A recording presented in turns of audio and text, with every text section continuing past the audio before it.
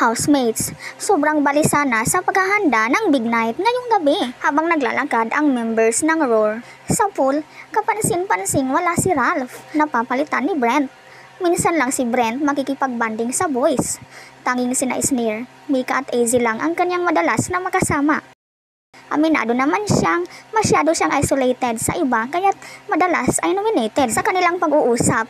Ang kanilang unang hakbang ngayong araw ayon kay River ay shower call, breakfast at pack up. Bukas, breakfast, shower call.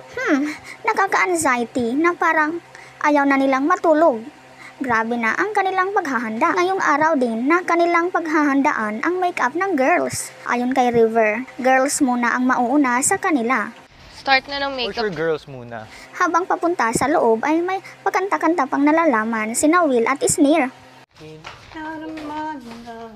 Sabay-sabay na silang kumuha ng lapel. Kapansin-pansin ang dami pa ng stocks ng mga chips. Tama lang ang ginawa ni Clarice at Shuvi na nagdala ng malaking junk foods na baon sa labas dahil bongga sa loob.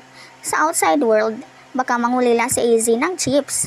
Siya ang pinakamatakaw ng junk food sa loob ng bahay. Nang sila ay lumabas na, patuloy ang pagkanta-kanta ni Will ng Bisayan song. Ini ako kantahan. Ang pinakabunsong si Charlie ay naglalambing kay Ralph. Nasurpresa naman sila sa bagong pasabog ni Big Brother na kanilang naabutan sa living room. Ano kaya iyon? Hindi na mapigilan ni na Charlie, Ralph at Sneer ang saya at excitement. Si Ralph ay kapansin-pansin ang sobrang pagtitig kay AZ na parang mamimiss niya ito. Si AZ naman ay napatitig din kay Ralph sa unti-unti itong lumapit sa binata.